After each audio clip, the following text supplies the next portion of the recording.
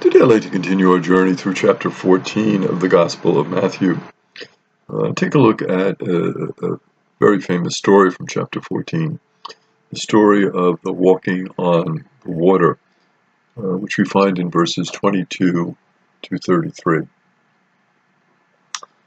In verse 22, it says, "Then he made the disciples get into the boat and precede him to the other side, while he dismissed the crowd." So Jesus has just shown how much he cares for the people by feeding them, by nourishing them. Once again, feeding 4,000 men, and of course, additional women and children, so a large crowd. There was food left over. And now Jesus says to his disciples, well, why don't you get into the boat? Why don't you go to the other side?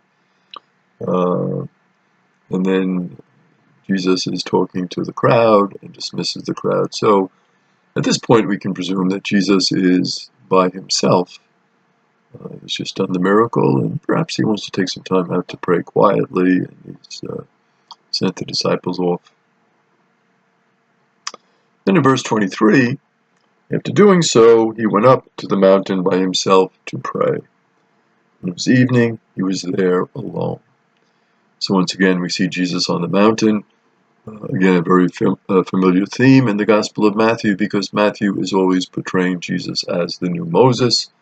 So just as Moses frequently went up the mountain to communicate with God, so Jesus in Matthew frequently goes up to the mountain, and on the mountain spends time in prayer with his God.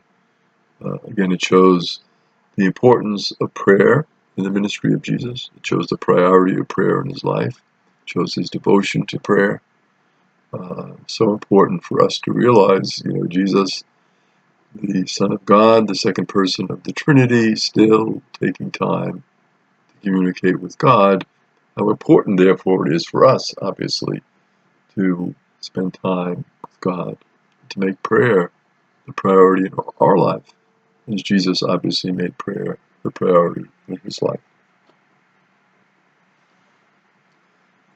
Interesting parallel that we see here, and that is Jesus praying by himself. The parallel we're going to see in the agony in the garden, where Jesus goes off with some of his apostles, Peter, James, and John, tells them to pray over in a certain spot. Jesus goes by himself alone. Of course, Peter, James, and John can't fulfill that prayer promise. They get too tired, they get too distracted, and so Jesus comes and speaks with them, and really winds up in the agony of the garden, mostly praying by himself. Again, the weakness of the apostles. In verse 24, now we see the attention going back to the apostles away from Jesus. Verse 24, meanwhile, the boat, already a few miles offshore, was being tossed around by the waves, for the wind was against it. So there they are in the boat. They're by themselves. Jesus is not with them. Obviously, he's in prayer. But having a little bit of a problem, a little bit of an issue with the boat. They're trying to sail it, and the wind comes up, and they're trying to get to the other side, but the wind is very strong, and all of a sudden the boat goes back and forth. And any of us who have been on a boat for a while and experienced some of that tossing back and forth know the feeling. It is not a good feeling, and that's what the apostles are going through. The expression in verse 24 is a few miles offshore. Literally, the term that is used is many stadia. A stadia is about 600 feet. So this was quite a distance away from the shore. And when you're away from the shore and you're in the middle of a storm, the nerves start to get rattled a little bit, obviously. Then in verse 25 it says, during the fourth watch of the night, he came toward them walking on the sea. So there they are on this boat. The boat is tossing back and forth. It's the fourth watch of the night, which is between 3 a.m. and 6 a.m. The fourth watch was the last watch of the night, the watch just before sunrise. And during that watch, certain of the sailors would be tasked with staying awake and making sure things were okay with the boat. So it certainly was an important watch because during the night, of course, things could happen. They could be very upsetting, so you have to have somebody awake and alert at all times. Again, some interesting parallels here. We see Psalm 77, verse 20. It says, through the sea was your path, your way through the mighty waters, through your footsteps, though your footsteps were unseen. So the sea becomes a path, and the waters are mighty. They are certainly difficult and challenging, but your footsteps were unseen. So we see in Psalm 77:20 a similar undertaking to what Jesus is going through.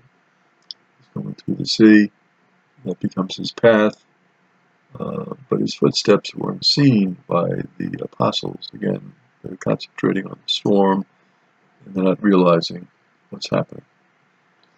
We see a similar expression in the 9th chapter of Job, the 8th verse, where it says, he alone stretches out the heavens and treads upon the crests of the seas. So referring to, again, the power of God, God as creator. God is the one who has made the heavens, has made all of creation, everything in creation, coming from the mind of God, the creative energy and power of God. Again, we don't know all the details of creation as to exactly how God creates, but we know that God is the creator. God made everything that is, and there is God treading upon the crests of the sea. Beautiful image of God. So just as Jesus is walking on the sea, so God in creation is treading upon the sea.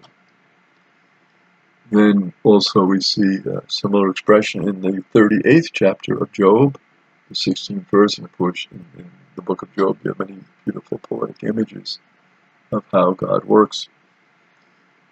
Have you entered into the sources of the sea, or walked about the depths of the abyss? And this is God now speaking to Job, who is wondering and questioning all these bad things that are happening to him, and he's questioning, as anyone would question, does God really love me? Does God really care? Why is God allowing all this happening to me? And simply the response is, you don't know too much, do you? I mean, you don't know the sources of the sea. You don't know really where all this comes from and how it was created.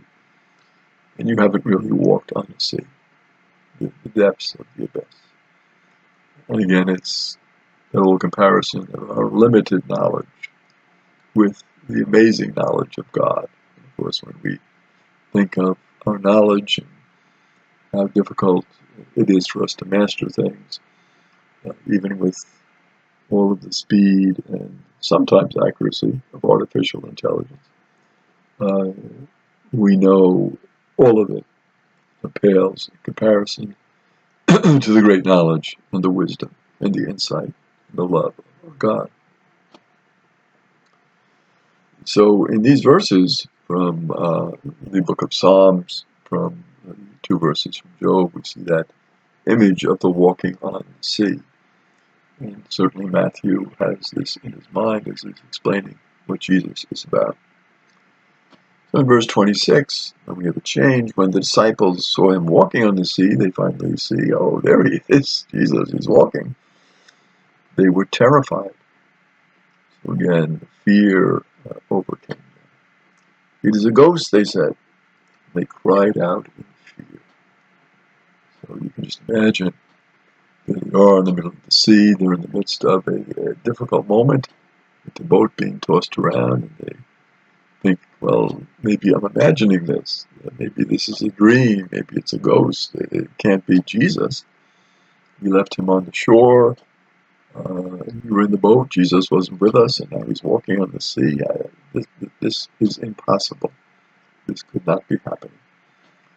And you can see why a legitimate response to this type of incident would be fear. I think any of us would be terrified if we saw something like that happen. We would say, we would be grasping for some sort of explanation. How is this happening? Traditionally, the image of the boat with the apostles in it, in the early church, the writings of the fathers of the church, and then, of course, throughout the history of the church, the image of the apostles on the boat was an image of the church. So just as the apostles there in the boat, so are we as church in that boat. You and I, all of us, are members of the church, are in that boat. And there are going to be storms. There are going to be difficult moments. The boat is going to be tossed back and forth. We have seen that, of course, throughout history. We've seen wars, we've seen plagues, we've seen corruption, we've seen cheating, we've seen bribery, we've seen all sorts of crazy stuff happening, both within the church, without the church, to the church, by the church. And all of these things are represented in this story by the apostles who are in the boat. There are going to be difficult times. There are going to be hardships. We are church. But Jesus does not abandon us. He is there for us. He is walking to us. He is coming to us. Even in the midst of those tough times, and even in those impossible situations, and even in those situations where we are afraid.